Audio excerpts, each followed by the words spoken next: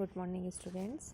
आज हम शक्ति की जो परिभाषा है, शक्ति क्या है, इसके संदर्भ में अध्ययन करेंगे। शक्ति क्या है, तो आम बोलचाल की भाषा में जैसा कि हम सुनते हैं कि शक्ति किसी पे अपना बल प्रयोग करना है, शक्ति किसी से अपनी बात मनवाना है, इन सभी को हम शक्ति बोलते हैं।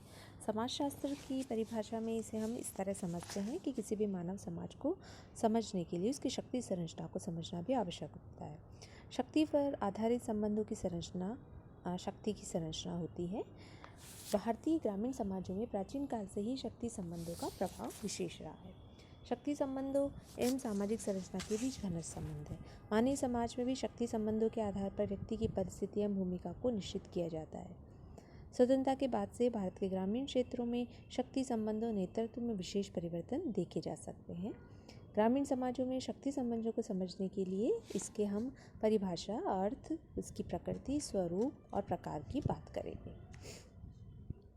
तो सबसे पहले हम बात करते हैं शक्ति का अर्थ व परिभाषा।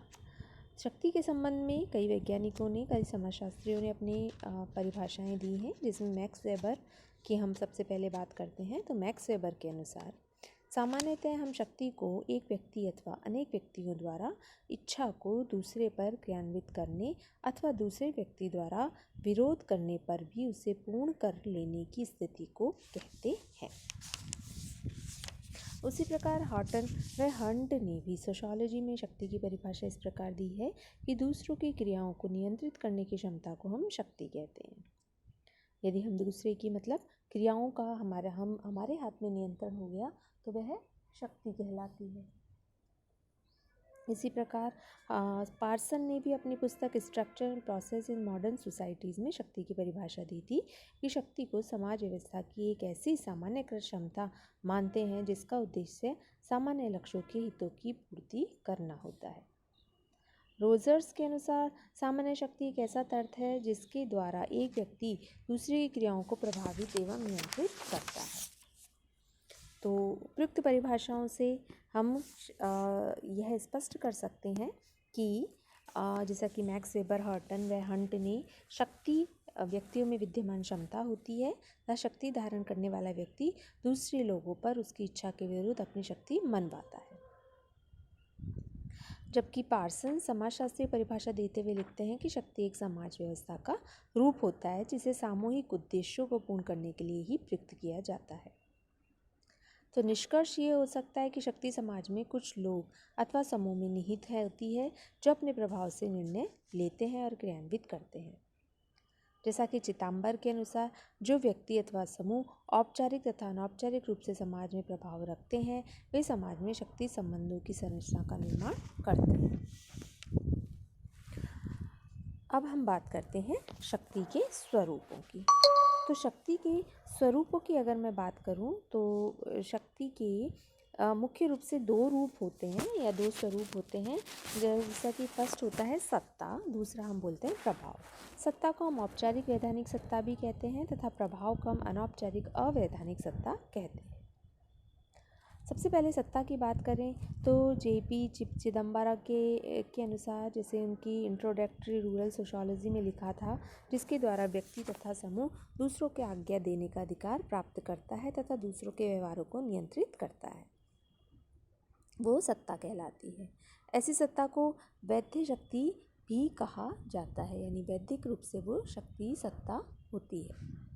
सत्ता जब धारण पद के अनुसार होती है तो उसे वैध शक्ति कहते हैं। जैसे न्यायालय में न्यायाधीश को अधिकार एवं शक्ति प्राप्त होती है, वह उसके पद धारण करने के लिए कारण है, इसलिए न्यायाधीश को शक्ति की सत्ता कहा जाता है। इसी प्रकार तहसीलदार, जिलाधीश, प्रधानमंत्री एवं राष्ट्रपति अपने पदों के फलस्वरूप शक्ति प्राप्त करते हैं।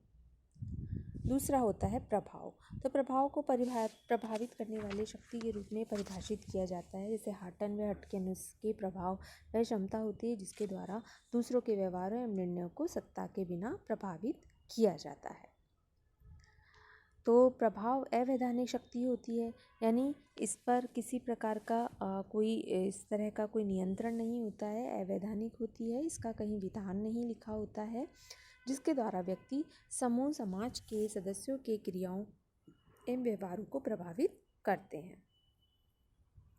तो इस प्रकार यह स्पष्ट हो जाता है कि प्रभाव एक प्रकार से अनौपचारिक शक्ति है।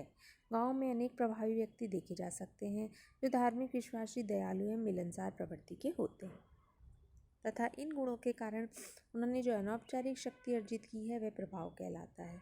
जहाँ प्रभाव अनौपचारिक अवैधानिक शक्ति है, वहीं सत्ता जो होती है वो औपचारिक तथा वैधानिक शक्ति होती है।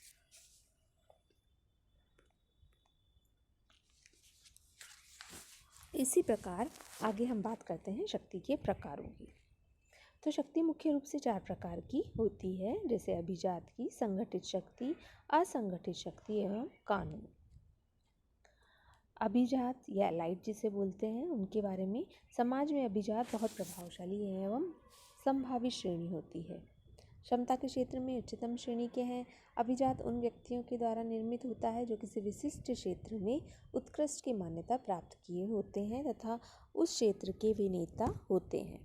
इस प्रकार से राजनीतिक, कला, विज्ञान, धर्म आदि अभिजात होते हैं। इसी प्रकार गांव में कुछ ग्रामीणों का समूह भी ऐसा होता है जो अपनी आयु, संपत्ति तथा कार्य करने की क्षमता इन प्रभावों के द्वारा उच्च पदों को प्राप्त कर लेते हैं। ये गांव स्तर पर अभिजात होते हैं।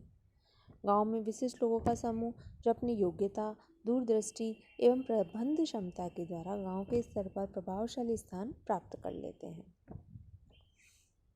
इसी प्रकार गांव के स्तर पर अपनी इच्छानुसार योजनाओं, नीतियों एवं कार्यों को संचालित एवं नियंत्रित करता है। उन्हें समाजशास्त्रीय भाषा में अभिजात कहा जाता है। यानी वो अपनी इच्छा के अनुसार करता है तो वो अभिजात वर्ग हो गया। दूसरी हम बात करते हैं संगठित शक्ति। तो गांव में ऐसे संगठन होते हैं जिन्हें ग्रामवासियों की मान्यता एवं सहयोग प्राप्त होती है। ये मान्यता प्राप्त संगठन गांव में अपनी शक्ति का प्रयोग करते हैं। जैसे कि गांव में अध्यापक होंगे, डॉक्टर, वैद्य, जो वकील, धनी किसान होते हैं, उनके एक विशेष प्रभाव रहता है। जैसे डोमिनेंट सोसाइटी की बात के बारे में है यहाँ पे। इसके बारे में श्रीनिवास ने भी मैसूर में कुर्ग लोगों की जनजातियों का जब अध्ययन करा तो वहाँ पाया था डोमिनेंट सोसाइटी। डोमिनेंट सोसाइटी यानी जो कुछ समाज के सदस्य जो शिक्षित होते हैं, जो अधिक संख्या में होते हैं, जिन्हें विशेष उपलब्धि प्राप्त होती है, वो उस समाज में प्रभुत्व संपन्न लोग होते हैं और उनका प्रभाव पूरे समाज में रहता है। तो यहाँ हम बात कर रहे थे शक्ति संगठनों की। तो ये संगठन के रूप में भी कार्य करते हैं। संचार माध्यमों जैसे कि पत्र पत्रिकाओं, समाचार पत्रों, दूरदर्शन, आकाशवाणी आदि के द्वारा अपनी शक्ति का प्रदर्शन करते हैं एवं संगठित करते हैं। नेक्स्ट हम बात करते हैं असंगठित शक्ति। तो गांव में लोगों में शक्ति तो होती है परंतु वे संगठित नहीं होती है। इसके कारण असंगठित शक्ति भी असंगठित होती है। ऐसे लोग गांव के निर्णय एवं कार्यों में सहयोग एवं असहयोग करके अपनी शक्ति का प्रदर्शन करते हैं। चौथा हम बात करते हैं कानून। तो समाज में शक्ति का वैधानिक स्वरूप कानून के रूप में देखा जा सकता है। कानून समाज की औपचारिक एवं संगठित शक्ति होती है। ग्रामीण समाजों में भी कानून सामाजिक नियंत्रण का कार्य करता है। ग्रामीणों के कर्तव्य एवं अधिकारों की व्याख्या करता है। अगर कोई ग्रामीण कानून का उल्लंघन करता है तो उसे दंड दिया जाता है। तो निष्कर्षतः ये कहा जा सकता है कि समाज में शक्ति पर आधारित संबंधों की संरचना एक सार्वभौमिक वास्तविकता है।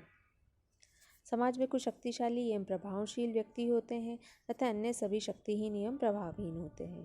तो ये दोनों प्रकार के लोग समाज के शक्ति संबंधों की संरचना का निर्माण करते हैं। तो शक्तिशाली लोगों की समाज के निर्णयों में प्रमुख भूमिका होती है। इनकी शक्ति का प्रभाव समाज में औपचारिक एवं अनौपचारिक रूप में विद्यमान रहता है। तो इस प्रकार जो है भारत को समझने के लिए, यदि हम भारत की बात करते हैं तो भारत को समझने के लिए आवश्यक है कि हम उसके शक्ति संबंधों का भी अध्ययन करें, क्योंकि भारत गाँव में परंपरागत एवं आधुनिक शक्ति संबंधों की चर्चा संरचनाओं की जो विवेचना है वो यहाँ पे हम आगे पढ़ेंगे तथा इनकी शक्ति का प्रभाव समाज में उपस्थित रहता है, किस प्रकार रहता है, इसकी भी हम आगे चर्चा करते हैं। जैसे भूस्वामित्व के रूप में हो गया, गांव में जमींदारों के रूप में हो गया।